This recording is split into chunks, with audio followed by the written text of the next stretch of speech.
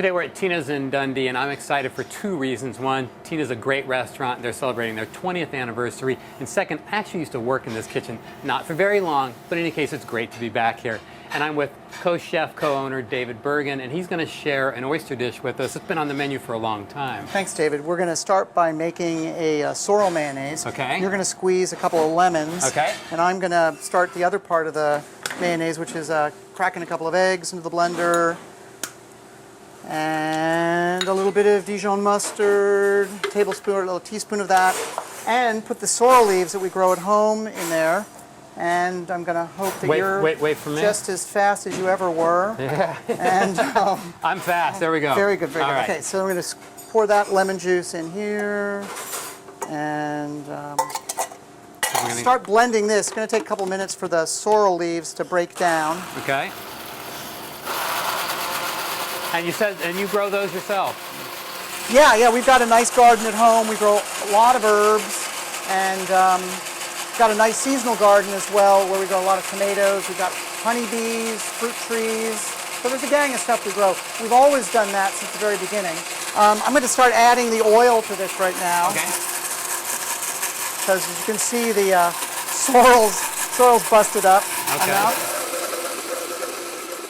So we have the finished mayonnaise here? Right, and that's all ready to go, nicely seasoned, nicely tasted. And just put a little bit in the ramekin here that's going to sit on the plate for, when the oysters are ready. So no jar of mayonnaise and sorrel leaves thrown in? No, it's a nice mixture of canola and olive oil, plus the sorrel we grow, a little bit of Dijon. I'm also going to add a small salad to the dish. This is just, in the wintertime, it's hard to come up with anything fresh, so we like to have a little bit of herbs on the plate. This is a mixture of tarragon, parsley, a little salt, lemon juice, and olive oil. That's just going to sit there at the end of the plate. For us, being able to find seasonal stuff throughout the year is really, really important, and over the years we've been able to go from just growing stuff ourselves to finding farmers locally that really are producing stuff year-round. That's great. Yeah. So what's our next step? Next step is to turn some heat on, to get some butter in the pan, turn the heat on, and pan fry some oysters. All right, let's do it. Okay. We've got to get the clarified butter up to cooking temperature. Clarified butter is just, in this case, unsalted butter that we clarify by boiling gently to evaporate the water and to cook off, to solidify the milk solids. You do that because it allows you to cook in butter at a higher temperature, because the milk solids are what are actually burning when you cook with butter. So you don't get all that smoke from it. So clarified butter, get it going. This is probably about 1.5 ounces of butter. I'm taking these nice Willapa Bay oysters, dredge them in flour real lightly, just shake them off. Yeah, and just as you see the butter coming to the smoking point, you add them very nicely.